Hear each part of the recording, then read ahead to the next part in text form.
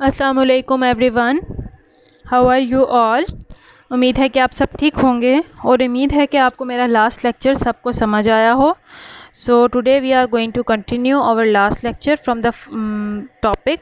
हम लोगों ने कल बात की थी इलेक्ट्रॉनिक कॉन्फ़िगरेशन की, हम लोगों ने बात की थी सब शेल्स की, उनके राइटिंग के सीक्वेंस की। ठीक है, अब क्या है कि हम लोग उसी राइटिंग के सीक्वेंस से हम लोग जो है शेल्स को जो है ऑक्यूपाई करने की, उनको कंप्लीट करने की, एक एटम के इलेक्ट्रॉनिक कॉन्फ़िगरेशन को लिखने की कोशिश करेंगे। ठीक है, तो उन्होंने एग्जाम्पल नंबर 2.1 आपको दी है कि आपने इलेक्ट्रॉनिक कॉन्फ़िगरेशन लिखनी है एक एलिमेंट की जिसके पास टोटल नंबर ऑफ़ 11 इलेक्ट्रॉन्स हों। उन्होंने आपको एटम का नाम नहीं दिया, उन्होंने बस आपको ये कह दिया है कि आपके पास कोई भी एटम है जिसके अंदर टोटल नंबर ऑफ़ इलेक्ट्रॉन्स जो हैं टोटली 11 इलेक्ट्रॉन्स मौजूद हैं। तो आपने इन 11 इलेक्ट्रॉन्स की जो है इलेक्ट्रॉनिक कॉन्फ़िगरेशन लिखनी है कि कहाँ कहाँ पे आप किस किस तरह से एडजस्ट करेंगे। ठीक है, तो ये आपने सबसे पहले अपने माइंड में रखना है कि जो तमाम इलेक्ट्रॉन्स होते हैं उनकी सेम एनर्जीज नहीं होती हैं। कुछ इलेक्ट्रॉन्स ऐसे होते हैं जिनकी एनर्जीज कम हैं, कुछ इलेक्ट्रॉन्स ऐसे होते हैं कि जिनकी एनर्जीज ज़्यादा हैं।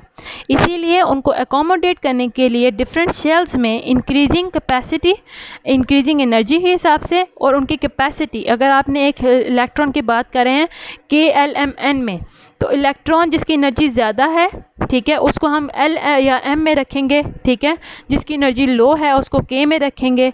उसके अलावा हम लोगों ने इन शेल्स की कैपेसिटीज़ को भी देखना है, जैसा कि मैंने आपको कल के लेक्चर में भी बताया था, लास्ट लेक्चर में भी, कि K शेल में सबसे ज़्यादा मैक्सिमम जो इलेक्ट्रॉन हम लोग रख सकते हैं दैट इज़ 2 इलेक्ट्रॉन्स, L में आगे 8 इलेक्ट्रॉन्स।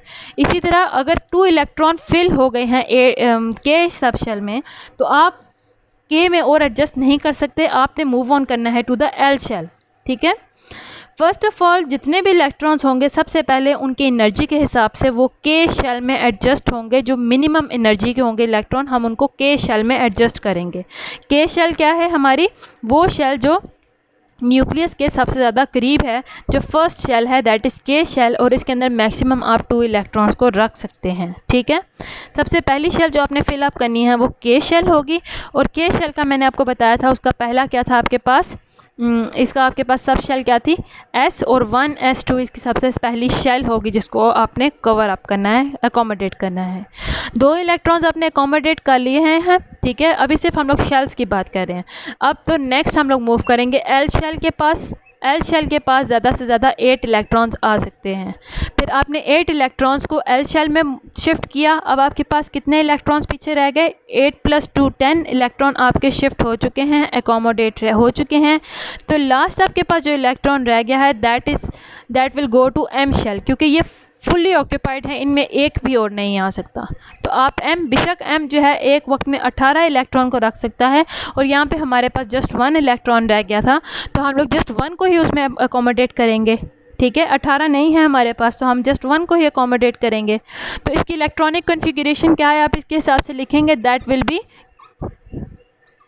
2 8 and 1। K शेल में 2 इलेक्ट्रॉन्स, L शेल में 8 इलेक्ट्रॉन्स, और M शेल में 1 इलेक्ट्रॉन। अब अगर हम लोग बात करते हैं इनकी सब शेल्स की, ये तो अभी सिर्फ बात हुई है शेल की। जब हम लोग इसकी बात करते हैं सब शेल की, तो मैंने जो आपको कल भी सीक्वेंस बताया था वो एरोज़ की मदद से, वो हम पहले लिख लेते हैं। पहले था 1s2, फिर था 2s2, फिर था 2p6, फिर था हमारे पास 3s2, फिर 3p6। अब देखते हैं ये जो है ये नंबर ऑफ़ इलेक्ट्रॉन्स है जो मैक्सिमम इनमें आ सकते हैं, और ये वो एनर्जी है। ये 1 जो है एनर्जी लेवल है K का, तो ये फर्स्ट ग्रुप ये K का सब शेल है। ये 2 जो है ये L की सब शेल हैं। 3 जो है ये M की सब शेल हैं। ठीक है, तब हम इसमें अगर इलेक्ट्रॉन्स को अकोमोडेट करते हैं, 2 इलेक्ट्रॉन यहाँ पे आ सकते हैं, 2 इलेक्ट्रॉन इस शेल में, इनके ऊपर ये मैक्सिमम देख लें, 4 हो गए हैं, आपने 11 करने हैं, 7 और अभी आप कर सकते हैं, 6 आपने यहाँ पे कर दिए। अब आपके पास कितने हो गए? 4। ठीक है, अब आपने 1 मोर इलेक्ट्रॉन को एडजस्ट करना है। ठीक है, तो ये हमारे पास कितना आ जाएगा? एस शेल में, थर्ड शेल में कितना आ जाएगा 1 इलेक्ट्रॉन, क्योंकि आपने जस्ट एक इलेक्ट्रॉन में फिक्स करना था उसको, एक इलेक्ट्रॉन रह गया था अकोमोडेट करने के लिए। अब यही आप मिलाएं दोबारा से अपनी शेल के साथ। मैंने आपको कहा था कि जो के वाला है, जो 1 वाला है वो के सब शेल, वो के शेल के साथ है, ठीक है, उसकी सब शेल है। तो हमारी के शेल में कितने इलेक्ट्रॉन आए हैं 2। जो ये 2 एनर्जी लेवल वाले हैं वो एल को बिलोंग करते हैं, तो 2 एनर्जी वालों को इकट्ठा कर लेते हैं। वो हमारे पास कितने आए हैं 6 + 2 8, और बाकी जो एक आया था वो हमारे पास एम शेल में आया था 1, जो 3 में आ रहा है, ठीक है। तो ये जो है असल में शेल्स हैं और ये है सब शेल। ये नहीं कि अलहदा 11 इसमें एडजस्ट हो रहे हैं, अलहदा 11 इसमें एडजस्ट हो रहे हैं, नहीं। ये जो शेल्स हैं ये उनकी ओवरऑल बता रहे हैं कि ओवरऑल ऐसे, जैसे आपकी क्लासेस में आपको कह दें कि नाइन्थ क्लास में 15 स्टूडेंट्स हैं, 10th क्लास में 18 स्टूडेंट्स हैं, इस तरह से उन्होंने आपको दे दिए हैं। लेकिन 9th क्लास में भी तो हो सकता है आगे आर्ट्स के स्टूडेंट हों, आगे कंप्यूटर के स्टूडेंट हों, बायो के स्टूडेंट हों, तो उनके हिसाब से ये जो है वो उनकी सब शेल हैं ओवरऑल। जैसे ये 9th क्लास है, ये 10th क्लास है, ये 11th क्लास है फॉर एग्जांपल।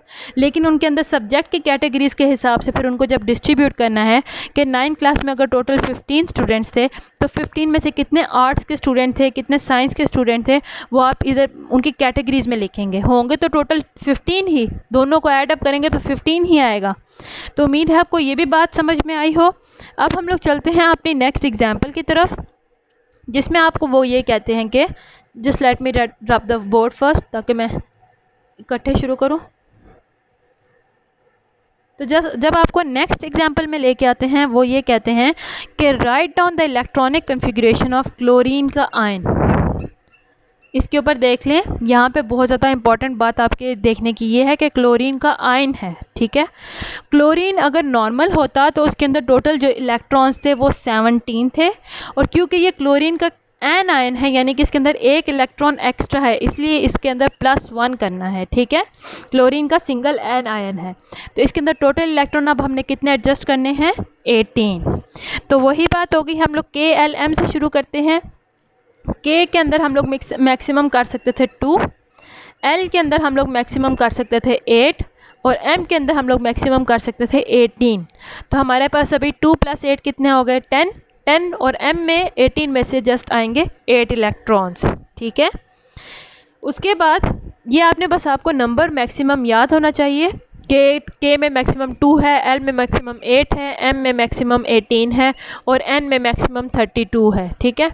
जब आपको मैक्सिमम नंबर याद है फिर नीचे आपने उनके मैक्सिमम जब देखें 2 इसका मैक्सिमम नंबर आ गया, आप नेक्स्ट शेल पे मूव करें। 8 इसके मैक्सिमम इलेक्ट्रॉन ऑक्यूपाई हो गए, now move to the next shell. यहाँ पे पीछे बकाया 8 ही रह गए थे, 18 में से 8 ही रह गए थे, तो अब बस आपने 8 ही यहाँ पे कंसिडर करना है, टोटल लिखने की ज़रूरत नहीं है, जस्ट 8 ही। ये आपको अगर एक दफ़ा कॉन्सेप्ट क्लियर हो जाए तो आप ज़ुबानी भी कर सकते हैं। अब जब इनकी सब शेल की बात होती है तो के की हमारे पास सब शेल क्या थी 1s2, एल की हमारे पास सब शेल क्या थी 2s2 और 2p6, एम की हमारे पास सब शेल क्या थी 3s2 3p6, ठीक है। इसी को आगे कंटिन्यू करते हैं, यहीं तक देख लेते हैं अभी। तो अब यहाँ पे जब हम लोग इनके 18 इलेक्ट्रॉन हमने मैक्सिमम पूरे करने हैं। पहली शेल सब शेल में 2 इलेक्ट्रॉन आए, दूसरी सब शेल में 2 इलेक्ट्रॉन आए, तीसरी सब शेल में 6 आए। ये इनके मैक्सिमम नंबर हैं। कितने अब हमारे पास हो गए 10, हमने 8 को और एडजस्ट करना है। ये इसके अंदर 2 इलेक्ट्रॉन मज़ीद आ सकते हैं, इसके अंदर 6 इलेक्ट्रॉन्स मज़ीद आ सकते हैं, ठीक है। तो हमारा ये नंबर पूरा हो गया है 18 का, जिसमें से के शेल में जस्ट 2 इलेक्ट्रॉन्स हैं, एल शेल में 2 और 6 8 इलेक्ट्रॉन्स हैं, ठीक है, और एम शेल में 2 + 6 कितने हैं 8 इलेक्ट्रॉन्स मौजूद हैं, ठीक है। ये इनकी जो हैं सब शेल्स हैं। और देख लें अगर जब आप इनके total number of electrons count करते हैं जो उन सब शेल्स में मौजूद हैं तो वो उस शेल के टोटल नंबर ऑफ़ इलेक्ट्रॉन्स से मैच करती है। उम्मीद है आपको ये वाली एक्सरसाइज भी समझ आई हो, ये वाला एग्जाम्पल भी आपको समझ आई हो कि किस तरह से आप लोगों ने पहले के, एल और एम की मदद से उनको फिलअप करना है, देन आपने उनके सब शेल्स यानी कि एस, पी, डी और एफ़ की मदद से उनको फिलअप करना है। जब आपको एक एटम दे दिया गया है तो एटम का ओरिजिनल आप लोगों ने रखना है कि इतने इलेक्ट्रॉन्स होंगे एटम के, आपको पता होना चाहिए, या वो नंबर ऑफ़ इलेक्ट्रॉन्स आपको फ़र्ज़ करें अगर बता देते हैं। और अगर आपको एन आयन दे दिया गया है तो आपने उसमें एक इलेक्ट्रॉन एक्स्ट्रा रखना है।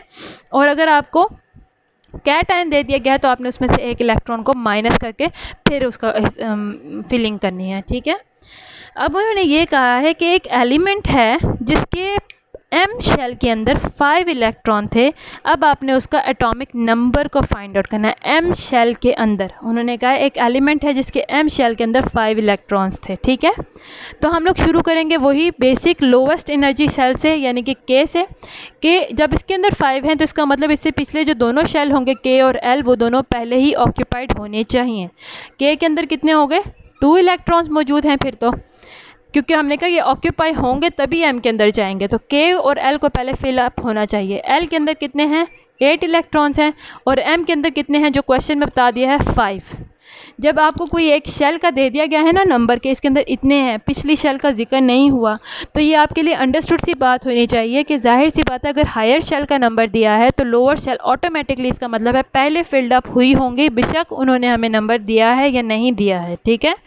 तो अगर उन्होंने नहीं दिया है तो तब भी आप उनके मैक्सिमम कैपेसिटी से उनको फिलअप करें और अपनी शेल जो आपको दी गई है क्वेश्चन में वहाँ तक पहुँचें। अब आप जब उन्होंने कहा इसका एटॉमिक नंबर फाइंड आउट करें, के में 2 था, प्लस एल में 8 था, क्योंकि मैक्सिमम इनके इतने ही हो सकते हैं, प्लस एम में 5 थे, इनको ऐड अप करें तो हमारा जो एटम है उसका एटॉमिक नंबर क्या आ जाएगा? आपको 15 मिल जाएगा। तो ये डिफरेंट उन्होंने एग्जांपल्स दी हैं कि आपको इलेक्ट्रॉनिक कन्फिग्रेशन में इस डिफरेंट तरीक़ों से हम लोग सवाल पूछ सकते हैं, डिफरेंट तरीक़ों से आपकी क्वेश्चनिंग हो सकती है। हो सकता है वो डायरेक्टली आपको एटम का एटॉमिक नंबर दे दें और आपसे कहें कि इसकी इलेक्ट्रॉनिक कन्फिग्रेशन को फाइंड आउट करें, या हो सकता है आपको कोई आयन का नाम दे दें कि ये कैटायन है या ये एन आयन है, अब आप इसकी इलेक्ट्रॉनिक कन्फिग्रेशन को करें।